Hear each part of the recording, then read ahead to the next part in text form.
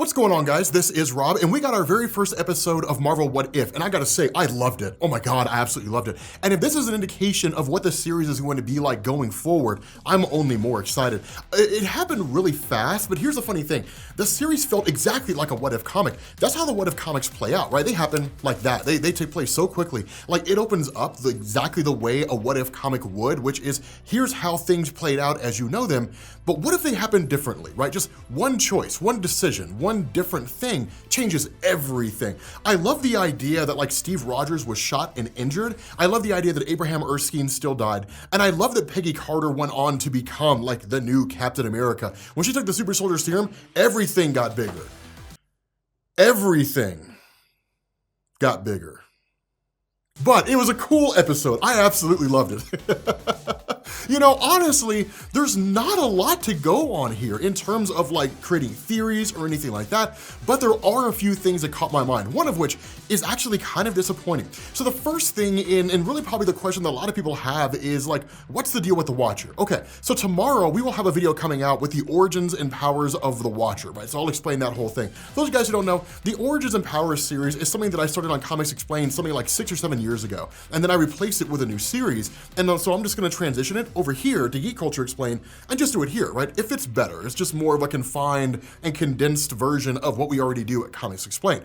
But with regards to the Watcher himself, if we want to give you guys like the really skinny one, the whole purpose of the Watcher is to literally just monitor alternate realities. And he does this from a place called the blue area of the moon, which is a portion of Earth's moon that actually has oxygen. And not just the Watcher uses that, a lot of other people use it, right? The X-Men have stayed there for a while, the Inhumans, which nobody cares about, have stayed there for a while. Different people have gone there. There's been huge battles that have taken place in the blue area of the moon, largely because Earth was a big staging ground between the war of the Kree and the Skrulls, and whoever took Earth would basically win the war, because it was like when the Allied forces took the beaches of Normandy during World War II. You know what I mean? Just it's a strategic location across the entirety of the universe with regards to this war. And also because Earth is so powerful. So if you can conquer Earth, you can control the people. And if you control the people, well, then you have an insanely, just massively powerful army at your disposal. We saw them try to do that during the events of Maximum Security when Earth got turned into a prison planet.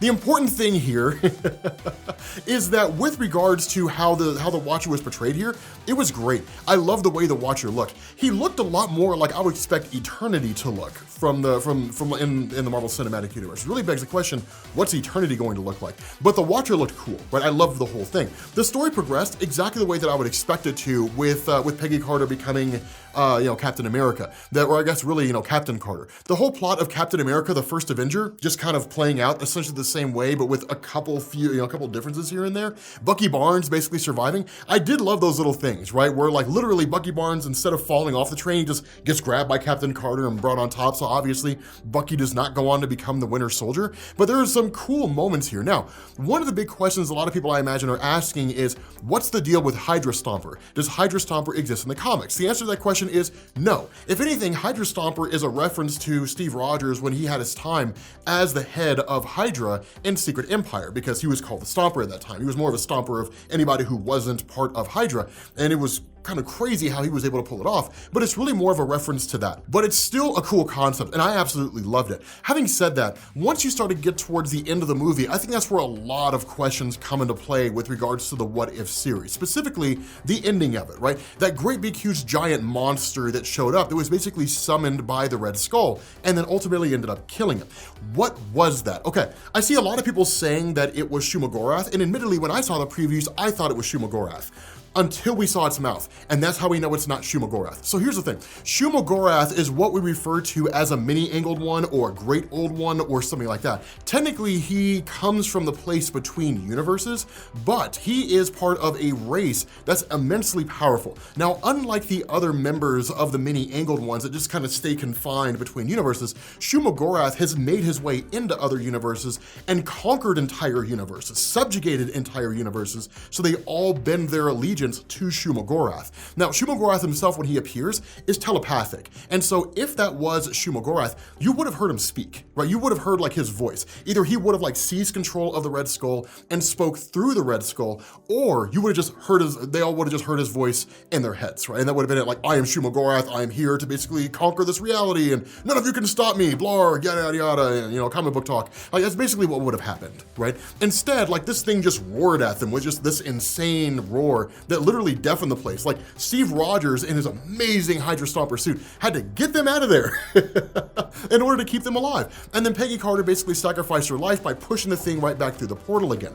That is most likely just your average run-of-the-mill mini-angled one. But there are other possibilities here. So if you go and look at Marvel Comics and you look at New Avengers Volume 3, issues 19, 20, and 21, this was part of a story that dealt with something called the Incursions, which was basically the collapse of the multiverse. And there was a point when Doctor Strange and the rest of the Illuminati ended up traveling to an alternate reality that was home to what was in effect Marvel's version of the Justice League of America from DC Comics, and a great big huge battle ensued. Because of the fact that the Illuminati were basically getting crushed, Doctor Strange revealed that he had traveled to a place called the Sinner's Market, which is basically where you can barter portions of your soul for all different kinds of things. What Doctor Strange wanted to do was barter 100% of his soul for 100% of power, basically making him God. He didn't have complete soul, so he basically couldn't make a bargain with the Resolute Throne. This basically led to him going back to the Sanctum Sanctorum and digging out this old book that was really just a dark black magic book. It's worse than the Darkhold, if you can believe that, right? Like, no good ever comes out of reading this book.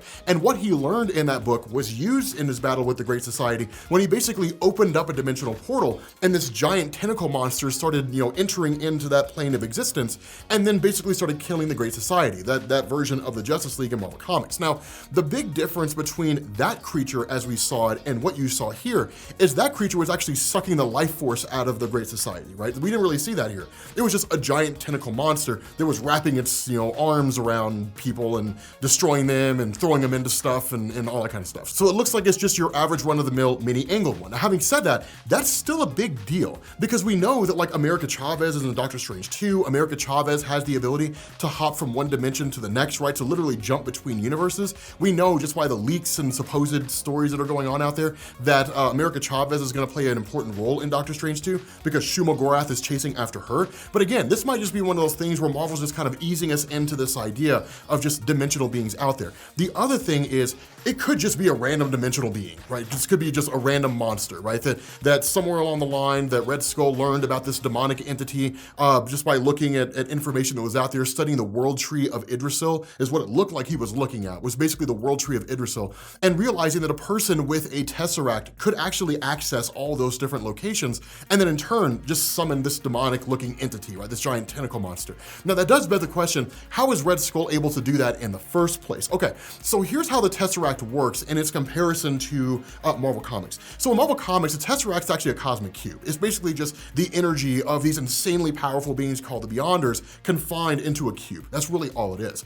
In the Marvel Cinematic Universe, it's literally just the Space Stone, right? Just allows you to open up portals to dimensional places and things like that from one dimension to the next. The only real involvement that we've seen it used for is to actually open up portals in space so that Loki, for example, could summon the Chitauri army from the other part of the universe directly to their location and then essentially launch the invasion of New York. But the way that interdimensional travel works, the way to open portals in Marvel Comics is if you can open a portal from one side of the universe to the other, you can open a portal between dimensions. And all these dimensions exist in a singular universe. Now, if you look at something like Asgard, for example, you guys know you have the Bifrost, right? Like literally this Bifrost bridge that opens up and then like Thor appears, right? That's basically just an access way, right? It's opening a door is really all it is. Places like Asgard, places like Jotunheim, places like Niflheim, different things like that, you can only access those if you have the power to open dimensional barriers. You can't necessarily fly there. I don't know how it is that they explain that in the Marvel Cinematic Universe with them basically flying to that giant space station or that giant weapons manufacturing plant, right? I mean,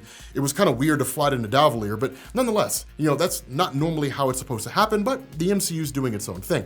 That's in effect what happened in this, right? That the Space Stone can be used for more than just opening portals that allow a person to travel from one side of the universe to the other instantaneously.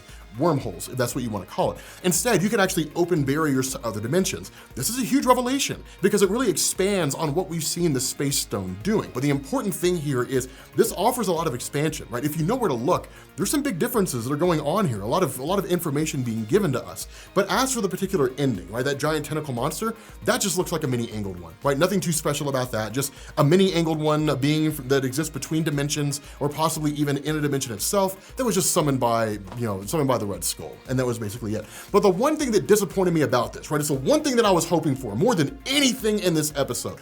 The one thing that was the biggest disappointment to me is that we did not get to see Captain Carter inducted into the Captain Britain Corps. It would have been the perfect time to do it, right? It would have been the perfect time to do it. And it could have just been a post-credit scene, right? It literally could have been one of these things where like the episode ends with Peggy Carter coming back 70 years after she was sucked into the portal, which is essentially identical with Steve Rogers, except she wasn't frozen in ice. And then like as a post-credit scene, because of the fact that she literally displayed this insane level of courage by being willing to sacrifice her life in order to save her reality, that suddenly Merlin and Roma appear. And they're like, you've been chosen to become part of the Captain Britain Corps. Please select the Amulet of Right or the Sword of Might. And she chooses the amulet, boom. Peggy Carter's a Captain Britain. It would have been awesome. It would have been absolutely amazing. Just a great post-credit scene. The reason why that matters is the Captain Britain Corps is like the Green Lantern Corps from DC Comics, except they protect the multiverse instead of a singular universe. I have a video on Comics Explained that'll explain the whole Captain Britain Corps to you if you're interested about that, but I'm disappointed that we didn't get to see that. I felt like it would have been a great expansion. The biggest issue that you would have with that though is that if it's not part of the grand plan of what it is that they're trying to do, then in effect, they would have thrown Peggy Carter into the Captain Britain Corps and then done nothing with it, right? Which wouldn't have made a whole lot of sense. That being said, the great thing about the What If stories is that one, we've been told by Brad Winderbaum, one of the executives over at Marvel, is we could see future movies or series based on stuff that we're seeing in the What If story. And so it's entirely possible that with everything going on in Doctor Strange 2, the Multiverse of Madness, and the fact that the multiverse is just kind of run amok, the Captain Britain Corps is formed in the aftermath of that, and then we circle right back around to this What If series, and then Peggy Carter is brought into the Captain Britain Corps. But I really think it would have been cool to have that in the MCU. But with that being said, guys, let me know what your thoughts were on episode 1. Did you love it? Did you hate it? Did you think it was, Let me know what you guys think. Thank you all for watching, and I will catch you all later. Peace.